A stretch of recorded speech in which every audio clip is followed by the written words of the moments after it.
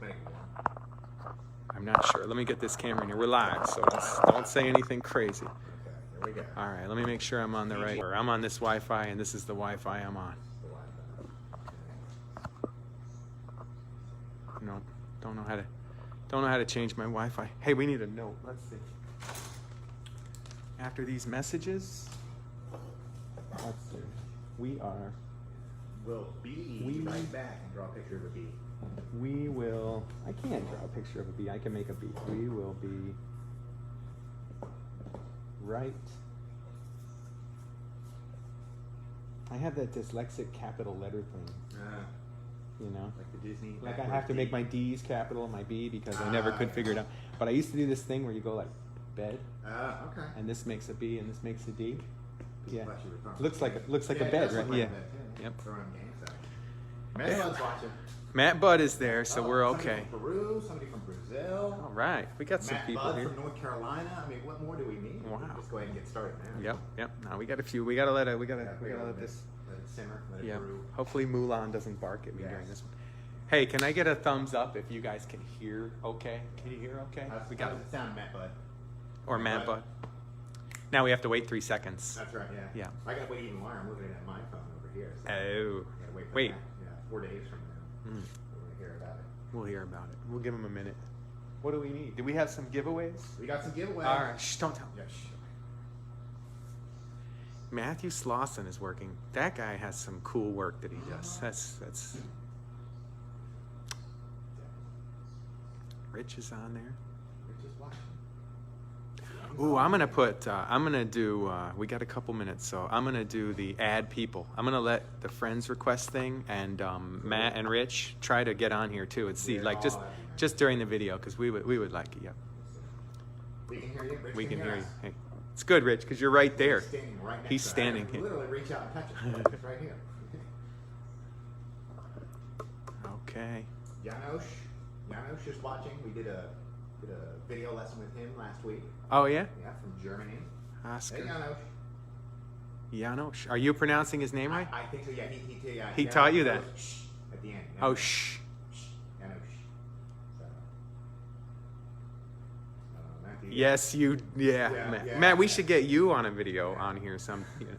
Get some we don't want to do awesome. These. We'll just have you do them. This guy, I don't know if everybody watching has seen Matt's stuff on Facebook and stuff, but makes necks with just nothing. I mean, like we make necks too, but like he just makes a one-off, and that's so much work, so much crazy stuff. Way to go, Matt. Way to make our trade better. It's really cool to see people doing great stuff. Well, Martin Wilkes. Martin Wilkes? Martin? Martin Wilkes is the Florida guy to go to. He is. Yeah. He is. Yeah.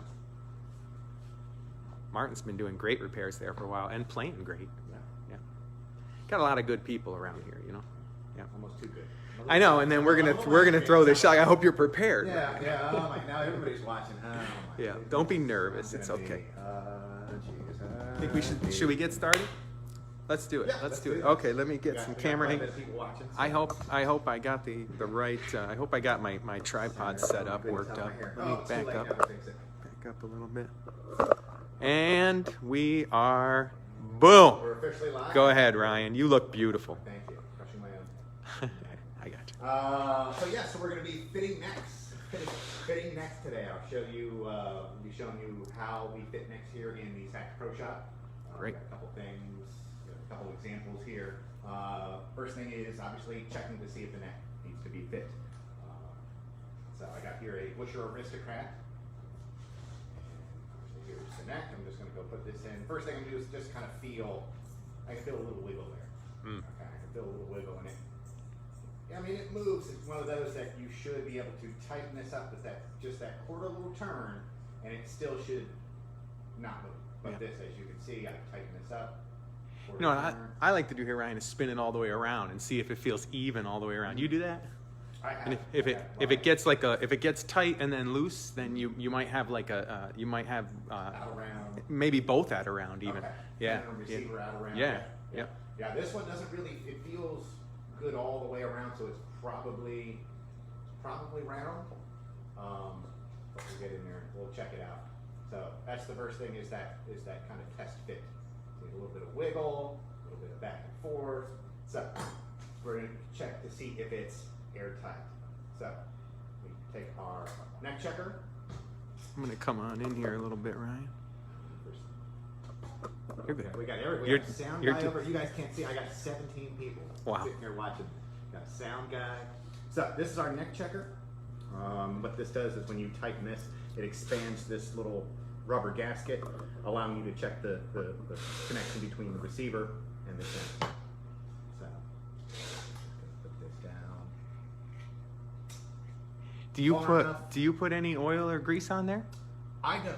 Really? Yeah. Oh. You just put it right in there? Put it right in there. I'm not gonna. Yep. Okay. Yeah. Is that? Tighten this up just a little bit Is that more. what? We're lowering. Is you lowering the boom? Rich is dropping the boom. Yeah. So, all right. So tighten this up. We're gonna go ahead and put our neck in. And then So wait, you put you? Oh yeah. Okay. Go ahead. Sorry, Ryan. turn on our leak tester. Mm-hmm. So what this does, again, you can see I have the tone holes off. Okay. The key's off there. The key's off. Yeah. I'm sorry. Tone holes on. Tone holes on. You can't remove it. That's right. The more you remove, the bigger it gets. Yes. So I got those off. I'm going to take our leak tester here, and you can. You guys I'm gonna see try. the dial. I'm gonna try. I'm working with this tripod, folks. So. So you see the dial. When this is airtight, it goes down to 0. Whoa. Obviously, when there's a leak, it's set at 8. I'm gonna keep it right here on this thing, and I'm up close. All right, so I'm going to stick this in like so. I like to take the octave key off because I never really like to trust that octave pad, so I always use my finger to check. So it's in there. Use my finger. I'll kind of pop around and see what we got. How so we it's looking? like right about like a 2. Okay, and you can see when I move it, it changes. It wiggles a little bit. Okay. We get this down to a 0. Okay, and it's important to get, especially your neck, your tenon receiver to be airtight because you can have the best padding in the world. It's not gonna play right. It's not going to play Yep. right, especially if you have a leak up here. Okay. Yep. The only thing worse is having a leak right here. So now we have to. We know it fits loose, so we're going to basically do some expanding. This over here. Ian Sims says that you look handsome. Oh, Ryan. thank you, Ian Sim. Yeah. Oh. He really wants that giveaway. That guy really. Yeah. Compliments will get you a giveaway. Ian is also asking you, Curt, how your holiday was. Oh yeah, thanks, Ian. That was awesome. Thank you. That was awesome. Where did you go again? Let's fit some necks here. Let's fit some necks. All right, Let's fit some necks. So we're gonna have to expand this because it's fitting way too loose. I like to start up here. It fit too loose. It wiggled when you put it in. wiggled when I It put it felt in. okay when you spun it around, Yep. and it leaked a 2 It when you leaked a tested it. 2. Okay, so we're gonna expand it. Exactly. Okay. Take that out. Yeah. I'll show you guys again. Very loose. So when I expand, I start here. I guess at the top, I would call this the bottom, and then this the top. Because if I overexpand that bottom, then I can't usually fit it in. So I kind of gradually expand, working myself down. So you start at the top because the wheels on your expander are not as big as the whole neck, and you start at the top so that when you slide it in, it gets tight. But if you expanded the bottom, yes, it would be the first part to go in, and it would either not fit or it would feel tight. This Right. one's pretty conical. This one looks a little on the conical side, but So probably when we overhaul this one, we would replace it. Yeah. But sometimes you can't replace it. Yep. And so sometimes you expand a neck tenon that was cylindrical, and it ends up being slightly conical. So it goes I don't- basically yeah. from this to. That's That's right. what you're Yep, saying. yep. Yeah, And at that the isn't. bottom. Yeah. Yeah. Oh, yeah. Yeah, this is a kind of an example of one that. Or really the other way, in a way, where you have to expand the top a little more because this part is That receiver is now opened like up. this. So you have to expand the top a little more and slide down in. Yeah, so that Yeah. fits in. Yep. The gaps up there. This is kind of an example of one that is expanded a little too much, and you can see it's. You can't get it in You there. can't really Okay. get it in without really forcing it, so we don't really want to force that. I'll show you how to shrink that down. But back to this one. So yeah, so we start at the top, expand a little bit, and then work my way down. So go through the expander, and And like what Curt was saying, the wheel on that expander is really only this slot.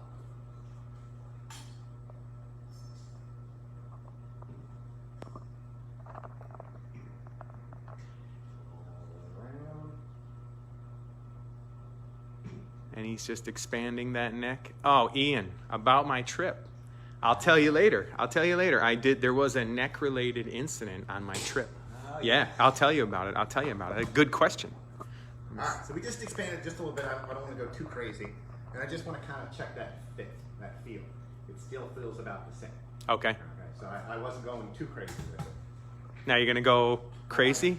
What? Yeah, no. You're going to go a little crazy? Yeah, just a little crazy. A little crazy.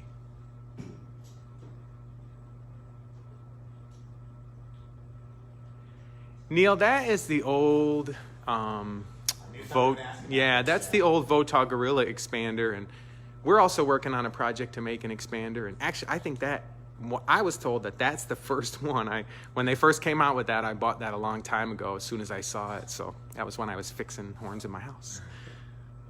All right, so we're getting there. It feels a little bit tighter, at least in the wiggle. I know it's probably still going to be a little leaky, so I'm going.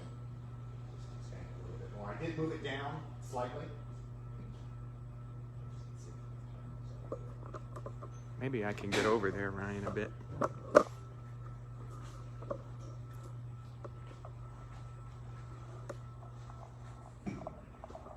Oh, yeah. Nice. Okay. I'll just basically. I'm going to hang out over here with this view for a little bit, Ryan, so we can see this good. Up a little bit. Yep. There's still some areas like it feels tight here, but it feels kind of loose here. Okay. Yeah, some thickness variation in the metal. This is an old horn. Some different ways people might have expanded it. Yeah.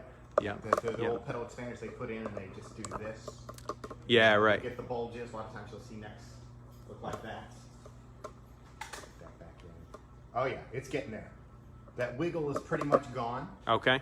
Nice. But I still feel at the very beginning it's a little loose. Okay, so I'm probably going to expand a little bit more down in this area, down towards the bottom, ever so slightly. Now there are ways. I don't think we're getting into it, but there are ways to make a receiver more round. I mean, there are slugs you can put in, and you could put a slug in and work it more round. Mostly, it's replacing it, right? Right. Yeah, so I think what you're doing here, Ryan, is replacing a vintage. This is a real sort of scenario.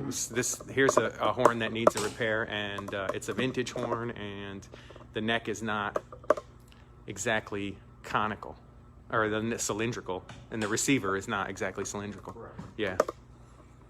So just expand it a little bit more. Put it in. Oh, I can already feel a little bit tighter, and as we go in, it's getting a little bit tight. A little bit tight. Now, here we've come to kind of, we have to ask ourselves, do we either shrink it down, or do we lap it to free it out? Okay. So let's vote. So let's vote. How about, can we get a heart for Yeah. shrink it down, and a thumbs up for lap? And then me and you just have to wait. Heart for shrink in the shrinker using these collets, and a thumbs up for using the lapping compound. Okay, we're getting lots of thumbs up. Lots of thumbs up. Ian, I'm getting a lot of Ian thumbs up. A lot of Ian. A lot of. Only vote once. So can I give you my vote, Ryan, or you want to go with your vote? What would you do? It's like a choose your own adventure. What I would do is I would probably lap it, because the shrinker is gonna make it cylindrical, and we think that this is conical, and we know it's conical. You can see it when you look in it. Well, this neck has some issues. I mean, this is this. I don't even know that we're completely round. Ryan's just doing this to show us. But if this was what we came to, and we got it as round as we could, and it was a little bit conical, I might be inclined to lap it instead of. What would you do? Well, you brought up a good point here. It's a vintage horn. If it were more of a modern horn and things were pretty much where it needed to be, I would probably shrink it down a little bit. Yeah. But like you said, the receiver is not exactly cylindrical. It has that conical, slight conical taper to it. Then I would probably go with the lapping. It also feels like it's real close. if we're real tight in there, I would probably maybe shrink it down just a little bit and then go with the lapping. Here, I would probably just do and lap it. So Martin said he wants to see that equipment. Martin, we're gonna do these other horns. Yeah. So, So hold on to your bridge. yeah, hold on. Whoa. Hold on to your bridge. Cool your jets. Cool your jets. Okay. All right, you're gonna do some We're gonna lapping. do a little bit of lapping, and well. Can I come right in here and show him this, Ryan? Get right down in there. Hand close up back. Whoops. Sorry about my tripod technique, folks. There we go. Okay, so So the two lapping compounds that I like to use are either a fine or a super fine. If I'm doing key work, sometimes I'll use the fine, but usually when I'm doing neck lapping, I'll use the super fine. We do have medium fine and super fine, but I use the super fine. can I tell you a little magic about the superfine? Yes, please. Yeah. All right. So the superfine used to be that there were some companies that had a 1200 grit non-embedding lapping compound, but then all the companies stopped carrying it for one reason, and MusicMedic, because we love everybody. We went on a mission. And Care about yeah, your so we make the 1200 grit here, and it's available other places. I think, I'm not sure. I never seen it available anywhere else actually. So this is that 1200 grit. Anyway, there you go. Commercial break. Yeah, cool story, bro. Yep. So this is the super fine, like Curt said, it's the 1200, so it is the finest. I don't want to go too crazy with it. Less is more. So to tell you the truth, that's almost too. Can you do it in this area? Ryan? Yep. That's almost too much right there. So I'm just going to kind of spread it around a little bit.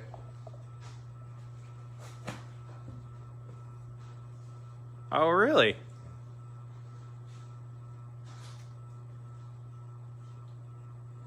So here we are. Yes, I think Martin asked if you use lapping compound on key work. Yes. Swedging, freeing up keys at the end of swedging. And same thing same thing there, where I will do at the it's not all the time. It's just at that last little bit when you need to kind of free it up, kind of what we have here with the neck.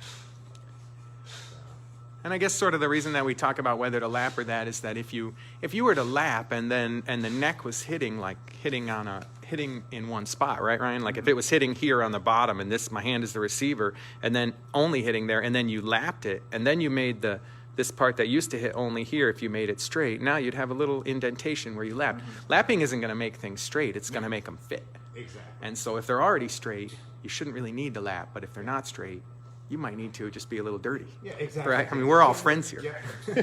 All right. Right. Okay. So, back and forth. Mm-hmm. Kind of go up and down a little bit. If I need to thin this out, I'll add a little bit of key oil. That just kind of thins it out a little bit. There's also talk of whether or not when you lap, you go all the way completely around. I tend to just do this, kind of in that playing position, back and forth. Yeah, that's interesting. I have a very strong opinion about this. Do you? Yeah, I don't really even want to. Sure. I mean, I have one. You go all the way. It's a conflicting opinion. I'll show you. I'll show you my opinion. So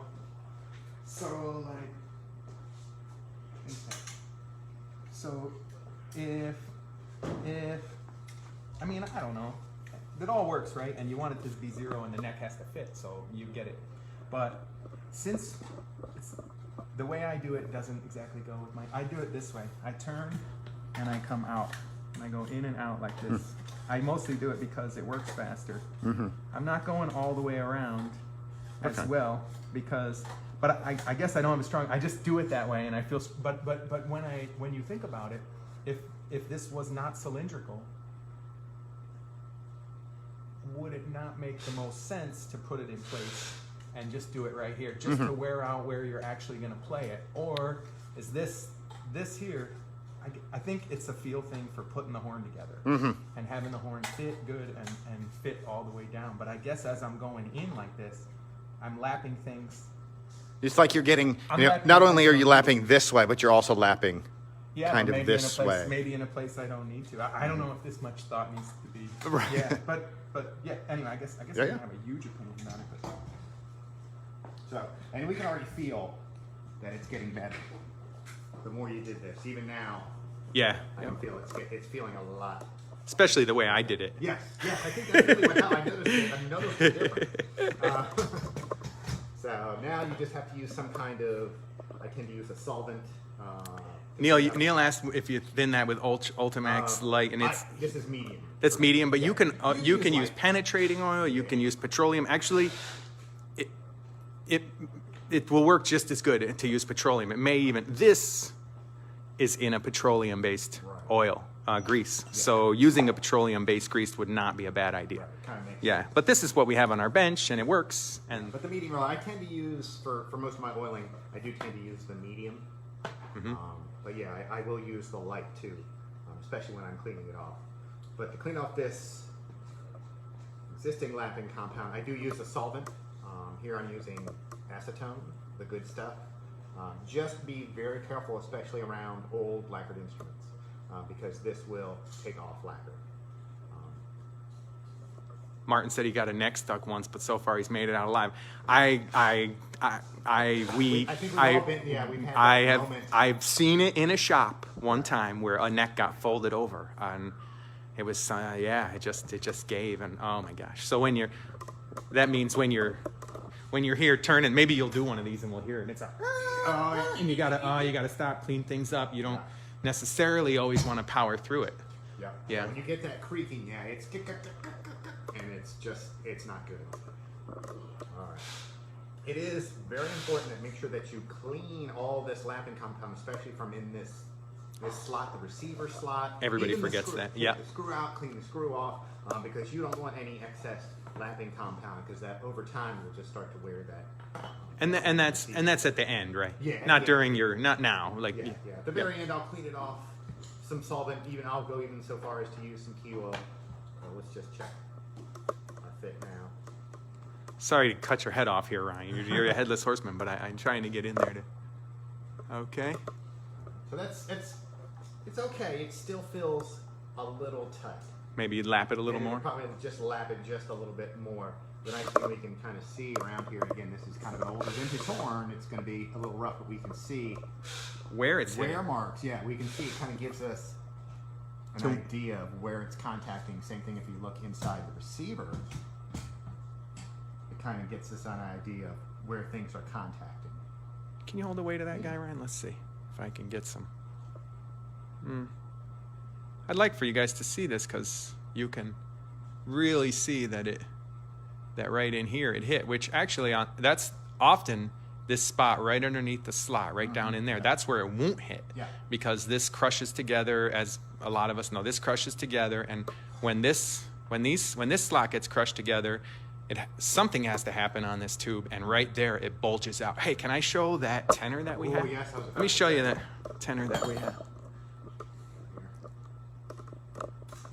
So this is something that we've been doing lately. This is our answer to what we were just talking about, right?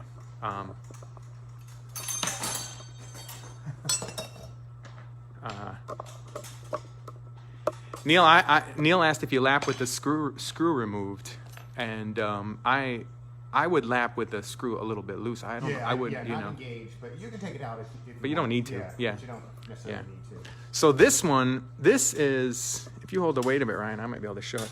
So this is, I said that, like, and this is the problem that we have, is that when you crush down on this screw, it closes this thing, and that little, it crushes on this slot, and then underneath the slot gets a bulge. Well, so our answer to that is that we've taken this old busher, see, and this ring, as a lot of you know, on a busher is usually soldered on.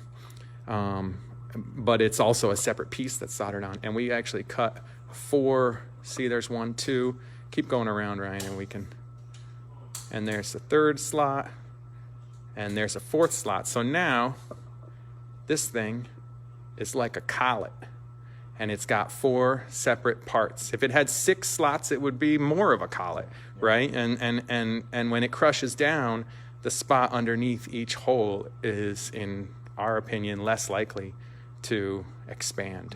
Yeah, that equal pressure too around the neck. Yep.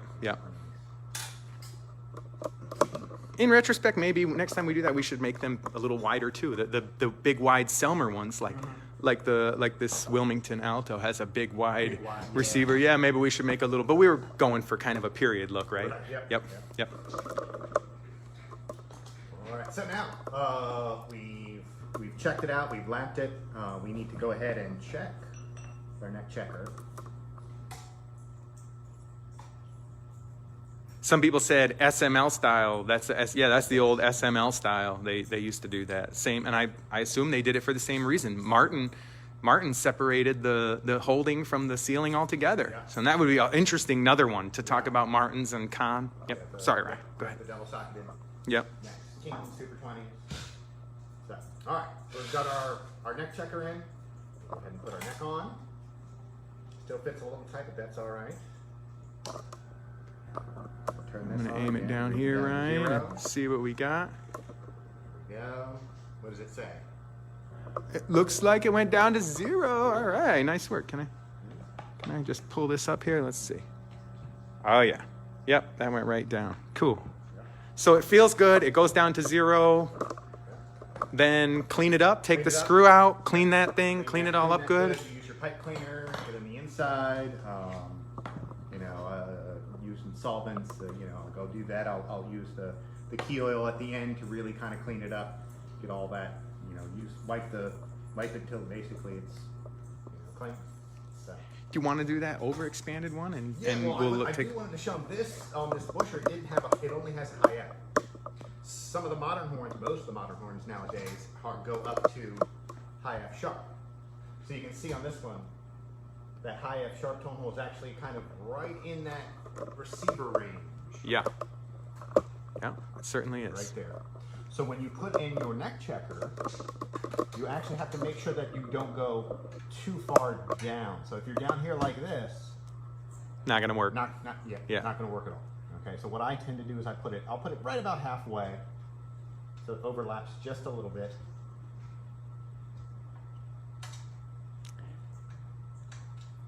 Just like that. So I can actually see, it's a good thing having the keys off. Yeah. That I can actually see it's actually sealing, and then we can put. Yep, and those for when I have these, it's too far down. I like to look down in there too, and you can see that little rim, so you know that you're not kind of bottoming out on the. Exactly. Yeah. The other thing that tends to happen on this is people will put them too far up. They'll try to avoid that tone hole, but what will tend to happen is it will actually seal on there. Like that's why you need to see that ring. That's what I like. So you do want this, when it's sealed in there, you want a gap. Yep. About like that. You don't want the bottom of that tenon to hit that gasket, because then it's going to give you a false reading. Yep. Yep. Okay. Well, I've certainly played plenty of necks that you fit, Ryan, and they always play so good. So. All right. So we got an example here of a neck that is too tight and will not go in. Okay. This is one of those we talked about. Yeah, you got to watch, because this one, if I try to jam in there, I might be able to get it in, but I probably won't be able to get it out. Okay. It's okay. So with this one, even before we check it and do all this, we're going to have to make sure it actually is able to go Shrink it down? Yeah, shrink it down. Okay, so I'll bring us over here. Hey, let me tell my story on the way over. So this weekend, Ian, while I was on that trip in the mountains, I had my daughter, Nina, and she's only new on saxophone, and she doesn't live with me. So I went to see her, and in the cabin, she brought her saxophone, and the neck was too tight. So what did I do in the cabin? In a cabin. You only knew a saxophone repair. But I didn't have anything. I didn't have any tools. So I will give away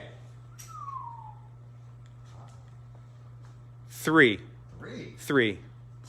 Medium, fine, and the unicorn, super fine. To the first person who tells me what I did in the cabin. All right, what I did in the cabin to fix that neck.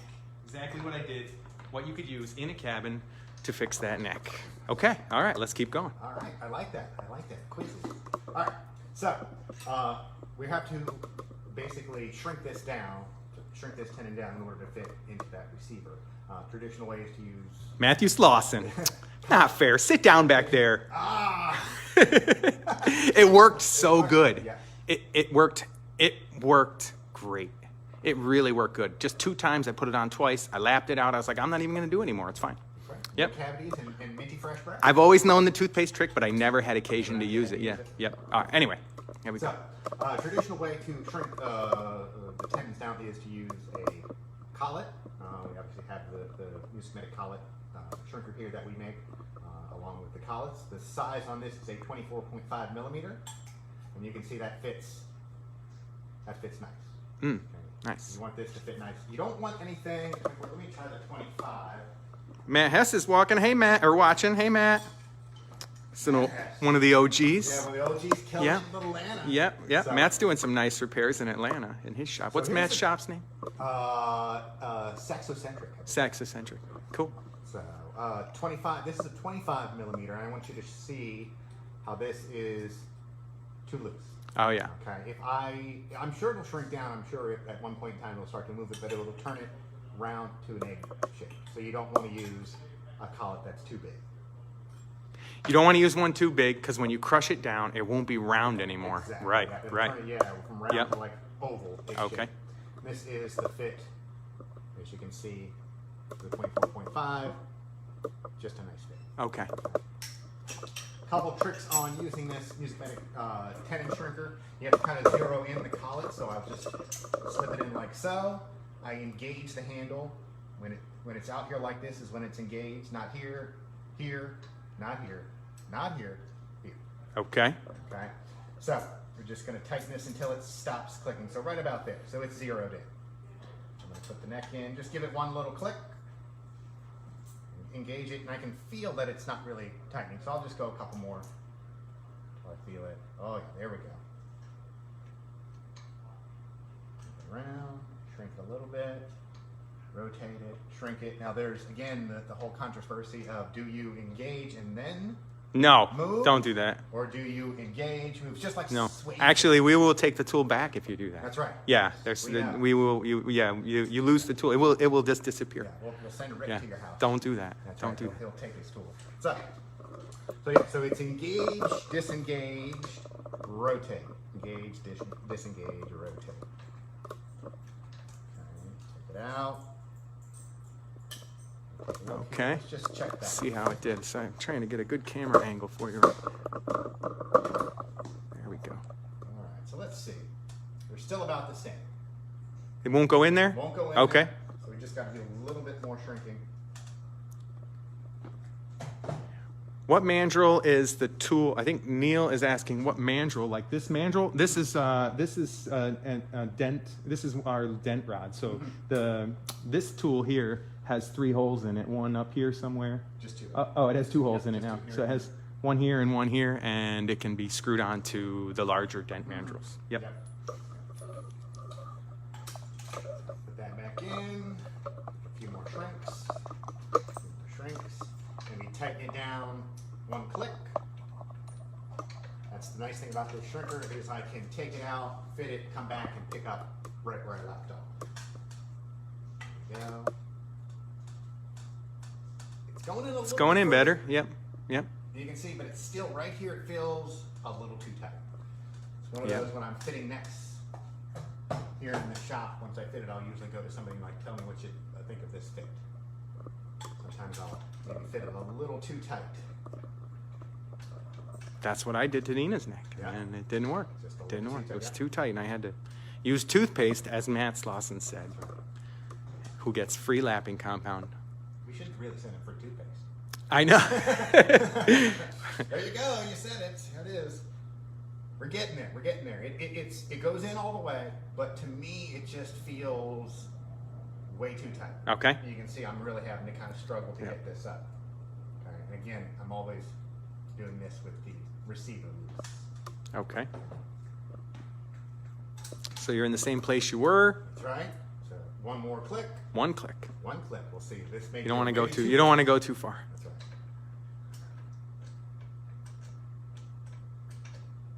Although that neck went kind of halfway in, and It was, yeah. yeah. Did you expand that weird so it wouldn't fit? Maybe a little bit. Oh, okay. So Yeah, you it's set it all up. set That's why it didn't fit, Yeah. because it didn't fit weird. Right. No, Yeah, no, yeah, I- you I expanded did it the all- yeah, top. It was all set up. It was Yep. all set up. Ready to go. Yep. So here we go. It's getting there. This may be one of those points where we would maybe shrink just a little bit and then lap it. And be done. Yep. Yep. But yeah, this is. So now you're almost there. Can you put it in there into the expander or into the shrinker and don't change the setting and just crunch the heck out of it? Just go back and forth with it. That's what I like to do. So did you change it? Oh, no. Don't change it. We're back. Don't change the setting. And and just go back and forth and move and then see. Do you do this? I do, yeah. Yeah. So like you almost, when it's almost there, I don't know if this was almost there enough. It may need to be closer almost there. But rather than give it another click, just kind of really work around. If we're doing like, north, south, east, west, maybe you'll get in there and do it at the degrees. And keep going and keep crushing it down. And now let's see. Let's see if it works. Dun, dun, dun. I can't wait. The suspense. Is it better? It is better. Cool. Yeah. This, right now, I would just maybe, I'd probably actually just use a little bit of key oil to maybe clean it up a little bit. Or a little more of that crunching. I love that to put it in and just get that last little bit. Just get that last little bit by doing that. I don't know if I know. I know, I've done it. Yeah, I've done it. It's happened. Yep. I swear. Bob Pearson's watching, another original OG. He's the way OG. Bob used to work for me in my house, wow. Yeah, filling orders in my garage, and now he's a great saxophonist and he's a very successful teacher, right in Wilmington. So yeah, it's cool.